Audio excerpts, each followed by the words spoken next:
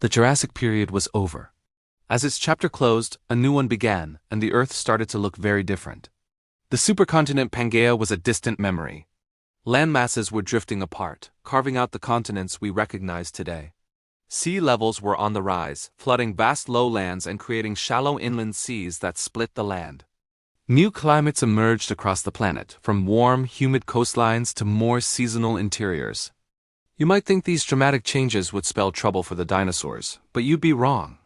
Instead of weakening them, this new world pushed them to their absolute peak. This wasn't an ending, it was a new beginning. Welcome to the Cretaceous period, the final, most spectacular, and most diverse age of the dinosaurs. By the early Cretaceous, around 145 million years ago, the world was almost unrecognizable. The familiar arid landscapes of the Jurassic were giving way to lush, green environments. Dense forests of conifers, ferns, and cycads spread across the newly formed continents. Like the western interior seaway in North America, created entirely new aquatic ecosystems and separated dinosaur populations, allowing them to evolve in unique directions.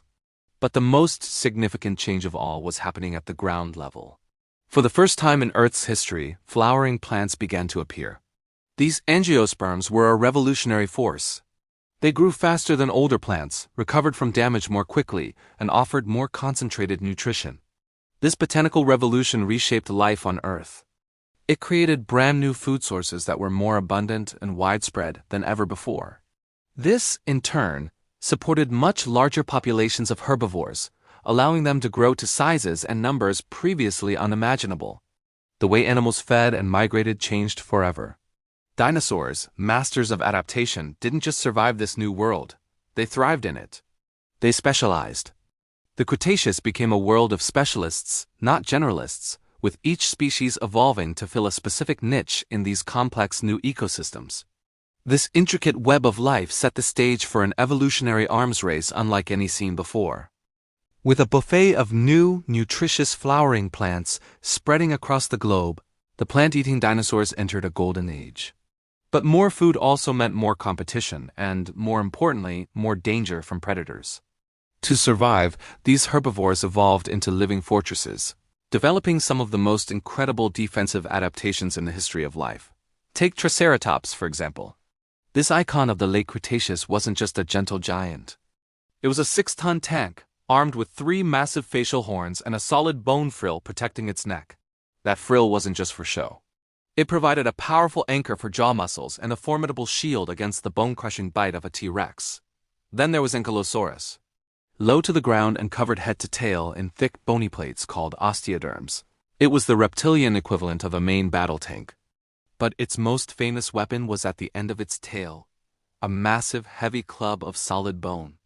A well-aimed swing from this tail club could shatter the leg bones of even the largest predators, making Ankylosaurus an incredibly dangerous animal to attack. And we can't forget the hadrosaurs, the so-called duck-billed dinosaurs. While they lacked the obvious armor of the others, they had their own sophisticated defenses. They were fast, often lived in large herds for protection, and possessed some of the most complex jaws in the animal kingdom. Their mouths were packed with hundreds of teeth. They were dynamic, powerful, and perfectly capable of defending themselves. As herbivores evolved into near-impenetrable fortresses, the predators had to keep up. The Cretaceous period saw the rise of a new class of apex predators, some of the most famous and terrifying hunters in Earth's history. These were carnivores engineered to take down the toughest prey. Of course, the most famous of all is Tyrannosaurus rex. Ruling late Cretaceous North America, T-Rex wasn't just big. It was a biological weapon. Its claim to fame was its bite force, the strongest of any land animal ever. Its thick, banana-sized teeth weren't for slicing.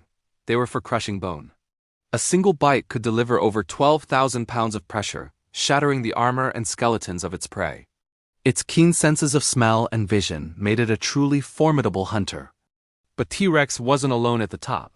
In North Africa, Spinosaurus reigned. Larger in length than T-Rex, Spinosaurus was a completely different kind of killer. It was semi-aquatic, a prehistoric crocodile-heron hybrid. With its long, narrow snout filled with conical teeth, it was perfectly adapted for snatching giant fish from the river systems it called home. Its massive sail may have been used for display or regulating body temperature, making it one of the most unique dinosaurs to ever live. Meanwhile, in South America, giants like Giganotosaurus and Carcharodontosaurus stalked the landscape. These massive carnivores, part of the Carcharodontosae family, were shark-toothed lizards.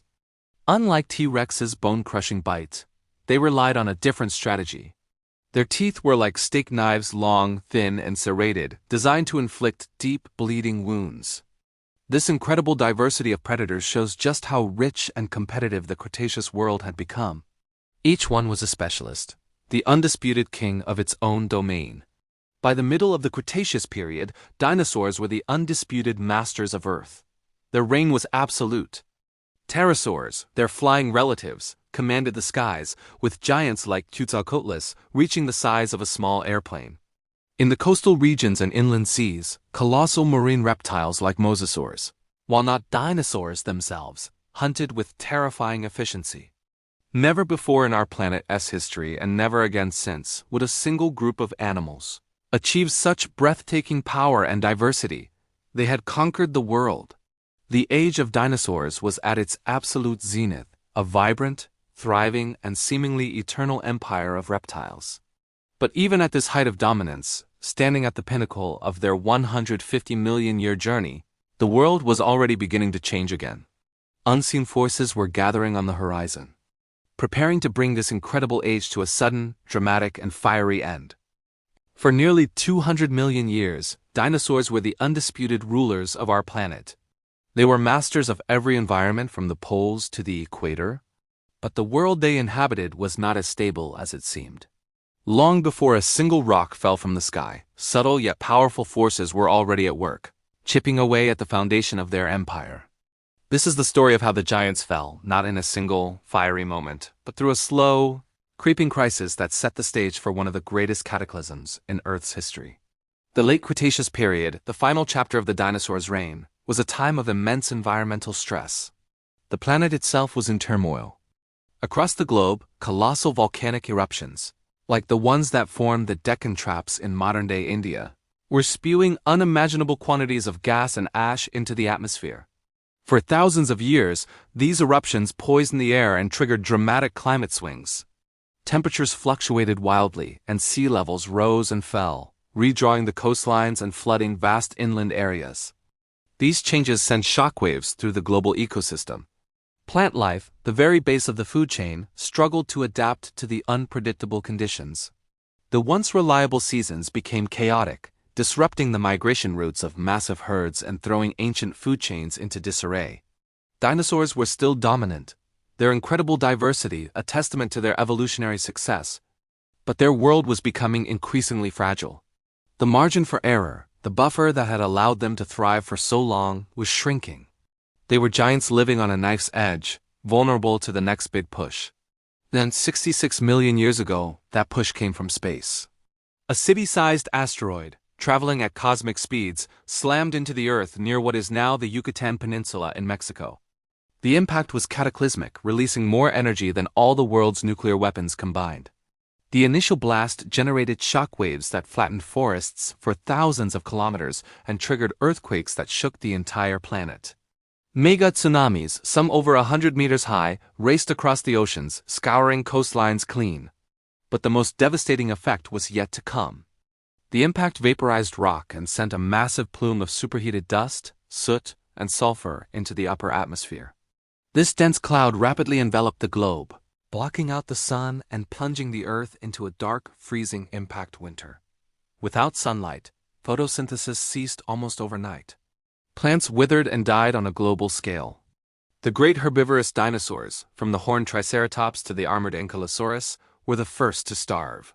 Deprived of their prey, the fearsome predators like Tyrannosaurus rex soon followed.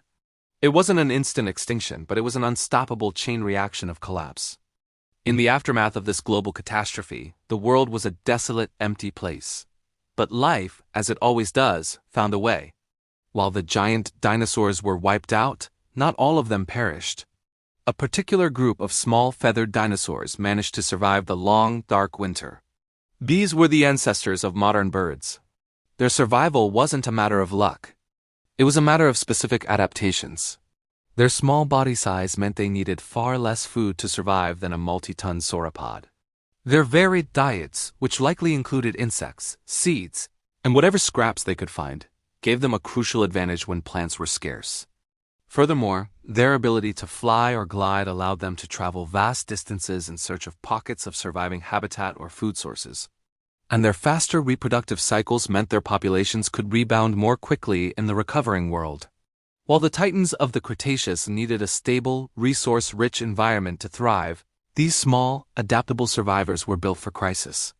They endured the darkness, weathered the cold, and when the sun finally broke through the clouds, they inherited a world remade by fire and rock. So, the age of dinosaurs didn't truly end with a bang, it transformed. Every bird you see today, from the smallest hummingbird to the largest ostrich, is a living dinosaur, a direct descendant of the survivors of Earth's greatest extinction event. They are a constant, living reminder of an ancient world and the incredible resilience of life. The fall of the giants cleared the way for a new dynasty to rise, setting the stage for the age of mammals. Join us next time as we explore what came after the extinction and how our own ancestors rose from the ashes to reshape the planet.